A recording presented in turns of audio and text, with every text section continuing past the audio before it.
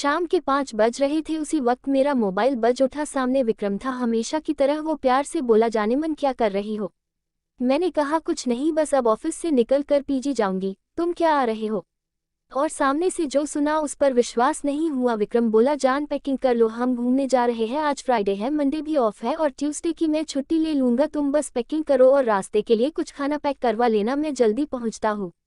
विक्रम भी ना सरप्राइज कर देता है कभी कभी। पिछले 1 महीने से इसी बात पर हमारी बहस चल रही थी।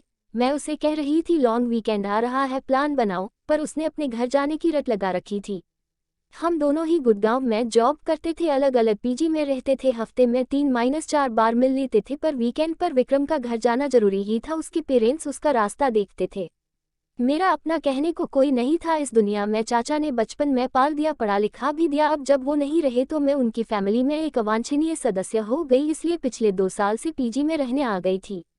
यही विक्रम से मुलाकात हुई और कब मुलाकातें प्यार में बदल गई पता ही नहीं चला। हम दोनों उम्र के 30 बसंत देख चुके थे। अब हमारे प्यार में लड़कपन नहीं था, एक गंभीरता थी, पर हम दोनों एक साथ लिव इन में रहने की हिम्मत न जुटा पाए। खैर, ये तो हुआ परिचय। अब अपनी कहानी पर आती हूँ। उस दिन जैसे मेरे पैरों को पंख लग गए थे।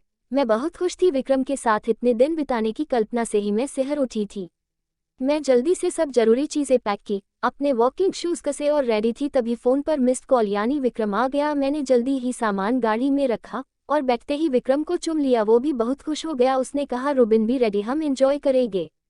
हम पूरी रात ड्राइव करते रहे और जब सुबह की पहली किरण उदित हुई तो हम उत्तराखंड के एक छोटे से हिल स्टेशन पर पहुंच चुके थे। वहां हमने थोड़ा घूम घाम कर देखा। हमें रहने के लिए नदी किनारे एक शांत सी कॉटेज मिल गई। रूम बहुत बढ़िया था, बड़ी बड़ी खिड़कियां और सामने खूबसूरत नदी। विक्रम जानता था मुझे क्या पसंद है।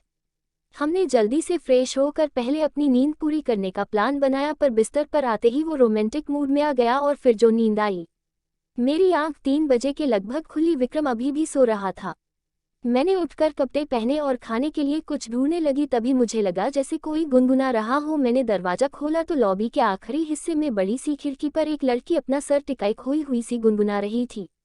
उसकी पीठ मेरी ओर थी और उसके बाल घुंघराले बिखरे हुई स्याह काले। मुझे लगा यहाँ कोई और भी है। चलो अच्छा है, साथ में कोई अपनी उम्र का है, ट्रैकिंग में मजा आएगा। तभी विक्रम ने मुझे आवाज दी, जान कहाँ गई? और तभी उस लड़की ने मुड़कर मुझे देखा। वो बहुत ज्यादा गोरी थी। मुझे देख वो मुस्कुरा दी। मैंने भी मुस्कुरा कर उसका प्रत्युत्तर दिया। हम तैयार होकर लगभग 4 बजे के करीब कस्बे की ओर निकले। मैं और विक्रम दोनों भूख से परेशान थे। आगे कुछ दूरी पर एक छोटा सा ढाबा दिखा। वहां हमने चाय और आलू के पराठे खाए। ढाबे का मालिक एक बूढ़ा सा आदमी था। वो कहने लगा, आप लोग कहाँ रुके हो? हम लंच बॉक्स भी भेज सकते हैं। जब हमने बताया हम कहाँ रुके हैं तो उस बूढ़े और ढाबे पर 2-3 लोगों की आंखें फैल गई।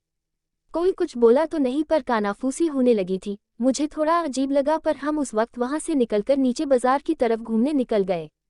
आते वक्त रात का खाना पैक करवा हम कोई 7 बजे के लगभग कॉटेज पहुंचे। मेन गेट पर शिब्बू मिल गया। वो कॉटेज का केयरटेकर था। उसने बताया, यहाँ सिर्फ ब्रेकफास्ट और चाय काफ़ी ही मिल सकती है, पर पीछे की तरफ किचन है जहाँ आप खुद खाना बना सकते हैं। विक्रम उससे आसपास घूमने की जगह पूछने लगा और मैं रूम की तरफ बढ़ चली। लॉबी पर पहुंचते ही मुझे ठंडी हवा का एहसास हुआ। मैं चाबी अभी की होल में लगा ही रही थी। मुझे साथ के कमरे से धीमे संगीत की आवाज आई, बहुत ही मधुर पर उदास सा। मुझे अचानक वो लड़की याद आ गई। पीछे पीछे विक्रम था। वो कहने लगा, अंदर चलो, यहाँ क्यों खड़ी हो, एक राउंड और हो जाए। उसकी आंखों में शरारत थी। मैं बस उसकी आंखों में खो गई। मैं उससे दीवानों की तरह प्यार करती थी। मेरे लिए सिर्फ वो ही तो था उसका प्यार। जिस शर्त पर मिले मुझे मंजूर था।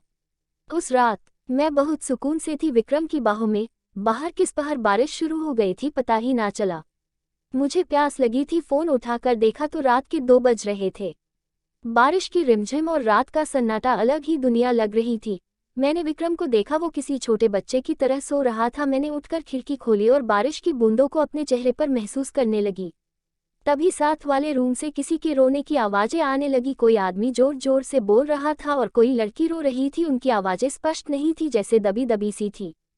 खिड़की बंद करने की आवाज से विक्रम भी उठ बैठा। कहने लगा, रुबिन तुम रात को खिड़की क्यों खोल रही हो? ये कॉटेज नदी के पास है, जंगली जानवर भी आ सकते हैं।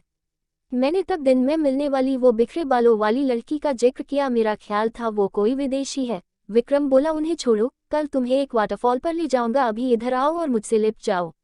सुबह बड़ा फ्रेश मूड था, हम जल्दी से नाश्ता करके वाटरफॉल की तरफ निकल पड़े। जाते जाते शिब्बू ने कहा, आप वाटरफॉल नीचे से ही देखिएगा, ऊपर चोटी पर मत जाएगा, उस चोटी से फिसलकर बहुत लोग जान गंवा चुके हैं।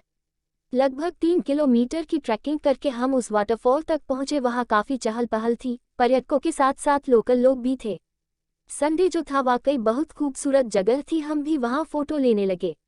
वहां पर एक छोटा सा लड़का लगभग जला हुआ पतीला, मैगी और कुछ कोल्ड ड्रिंक की बोतलें लिए बैठा था। विक्रम ने उसे कहा, मैगी के साथ साथ चाय पिला सकते हो? उसने हाँ में सर हिलाया। विक्रम उससे बातें करने में व्यस्त हो गया।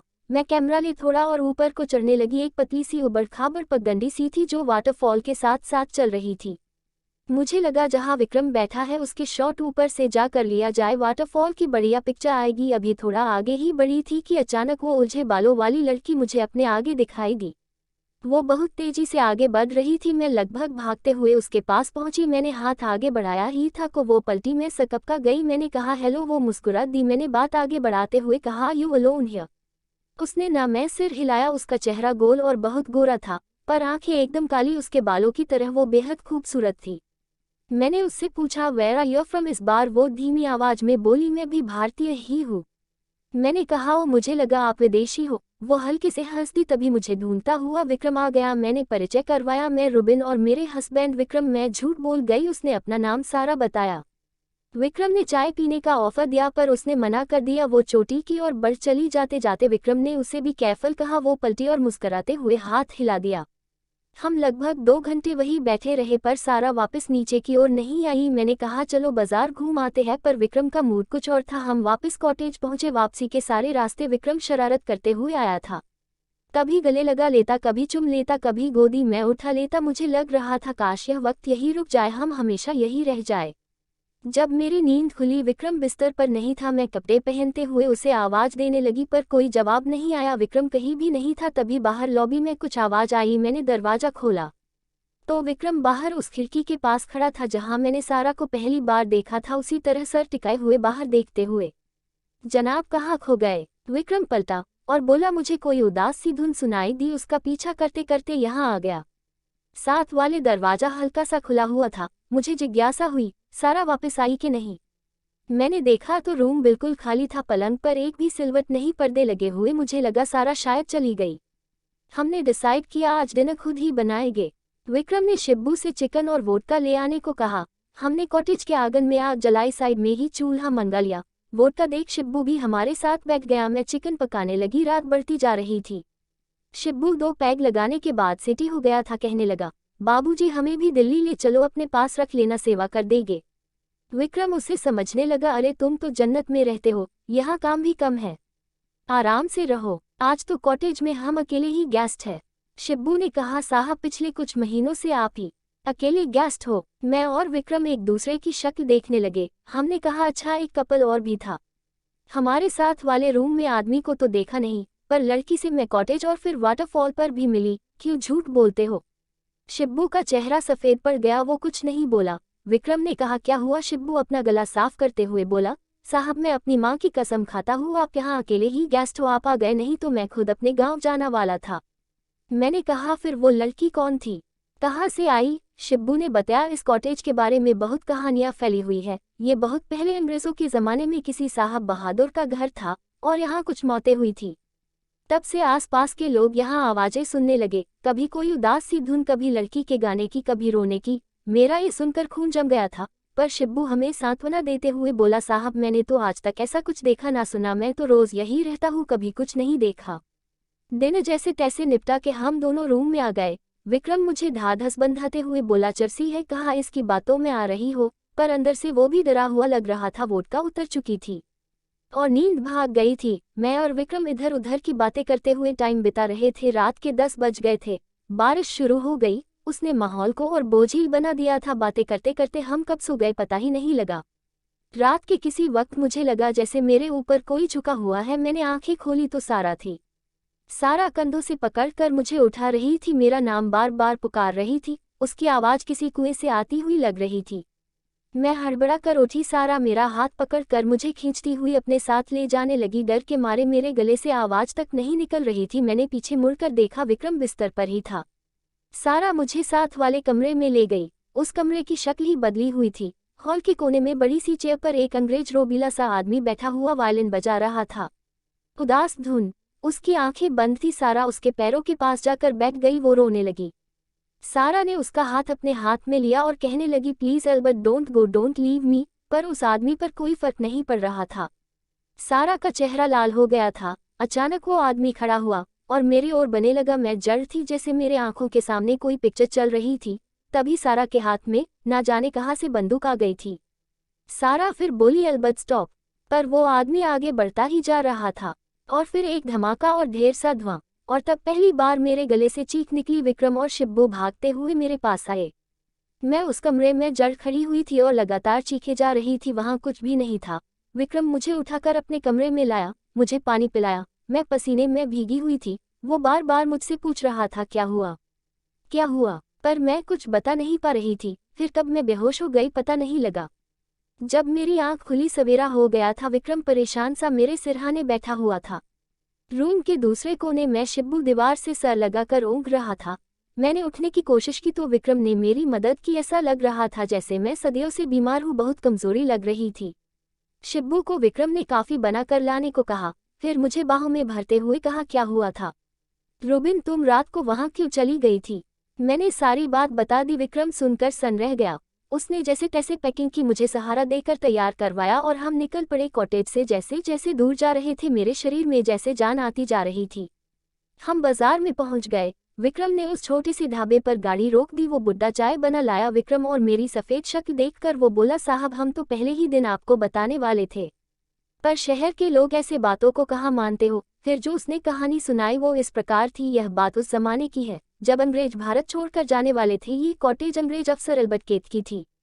उसकी फैमिली इंग्लैंड में थी। वो लगभग 40 साल का हट्टा कट्टा आदमी था। कुछ साल पहले वो बंगाल से एक एंग्लो इंडियन लड़की सारा को अपने साथ ले आया था। वो बेचारी उससे बहुत प्यार करती थी। पर जब अंग्रेज भारत छोड़कर जाने लगे तो एल्बर्ट सारा को छोड़कर जाने लगा। उसे वो साथ कैसे ले जाता? इंग्लैंड में उसकी बीवी और 4 बच्चे थे। सारा सारी जिंदगी जिसे प्यार समझ रही थी वो तो बस मन बहलाव था। उसने बहुत कोशिश की एल्बर्ट ना जाए, पर वो ना माना और फिर सारा ने उसे गोली मार दी और खुद वाटरफॉल से छलांग मारकर आत्महत्या कर ली। तब से ही उनकी आत्मा भटक रही है। मैं सारे रास्ते यही सोचती हुई आई कि क्यों सारा ने मुझे चुना। क्या वो कुछ बताना चाहती थी, मुझे इशारा करना चाहती थी? जब गुड़गांव करीब आने लगा तो मैंने विक्रम को कहा, क्या तुम भी मुझे छोड़ तो नहीं जाओगे? हमारे रिश्ते का भी तो कोई नाम नहीं। विक्रम मेरी ओर हैरानी से देखने लगा। वो कुछ नहीं बोला। जिंदगी वापस आकर फिर बिजी हो गई। एक शाम मेरा फोन बजा। हेलो जानेमन, रेडी हो जाओ, मम्मी पापा आ रहे हैं। उलझे बालों वाली लड़की ने मेरी जिंदगी सुलझा दी थी।